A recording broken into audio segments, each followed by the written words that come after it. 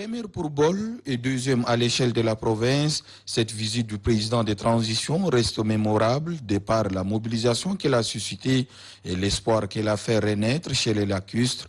Une poignée représentative s'est présentée devant lui ce lundi matin. Qu'il soit responsable civil, militaire ou coutumier, cadre ressortissant ou représentant les différentes couches socio-professionnelles, il est avant tout question d'écouter le message que le président de la République est venu livrer et en retour lui faire part de leurs préoccupations. Charge est revenue au gouverneur Djibril Ratou de présenter les doléances de la population axées sur une vingtaine de points et de lui transmettre toute leur admiration et leur adhésion à sa politique. Notre soutien n'est pas à conquérir, il est déjà un acquis, dira le gouverneur.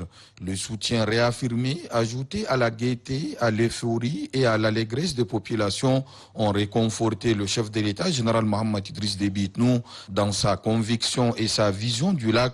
Une province, dit-il, aux populations dignes, fières, républicaines, dévouées et sans cesse engagées, un peuple debout quand il s'agit de la défense de l'intérêt supérieur de la nation. Fin de citation.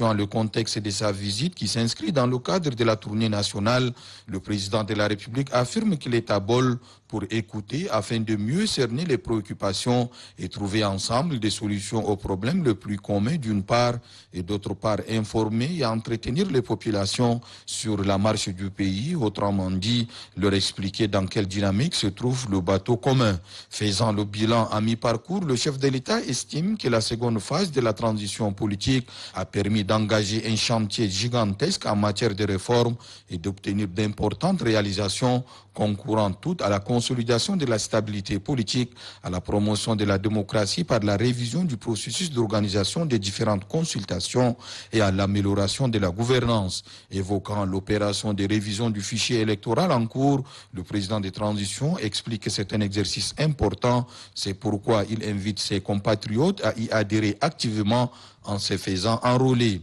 La visite à Bol est aussi l'occasion de faire le point sur la lutte contre Boko Haram à la lumière des décisions fortes prises lors de la visite présidentielle à Bagassola. Le constat, une année après, est encourageant. Notre stratégie est concluante, se félicite le président de la République, mettant en avant la mutualisation des efforts entre les forces de défense et de sécurité, la population locale, mais aussi la tenue du forum de sensibilisation organisé par les cadres de la province. Même s'il faut remarquer que les capacités d'action de la nébuleuse Boko Haram sont réduites, il prévient que la menace est toujours présente. Il reste un résidu composé de bandits de grands chemins transformés en coupeurs de route et preneurs d'otages. Bref, à écouter le chef de l'État, il s'agit d'une stratégie d'évitement et de dissimulation face à laquelle il conseille une vigilance continue s'appuyant sur les acquis sécuritaires obtenus.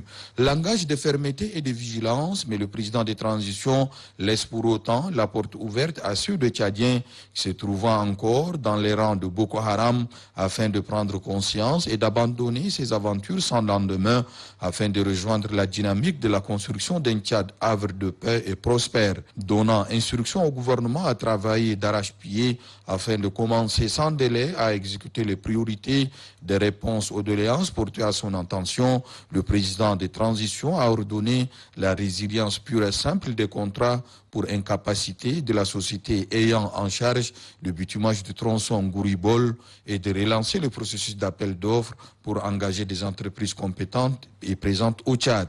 Les travaux de construction du lycée moderne de Bol, du collège d'enseignement général, de l'école communale, du stade de Bol, des bureaux et de la résidence du gouverneur seront achevés. Idem pour les 14 centres de santé dans le département de Mamdi et 5 autres centres de santé dans le département de Ouahi, Angouri et 5 autres dans le département de Kaya. 2 projets d'aménagement des pistes mis en instance à cause des difficultés financières depuis 2014 seront lancés très prochainement suivant les instructions du président de transition, lesquelles astreignent également le gouvernement à faire diligence concernant le projet de bitumage de la route Liwa-Rigrik et la construction de l'hôpital provincial de Bol.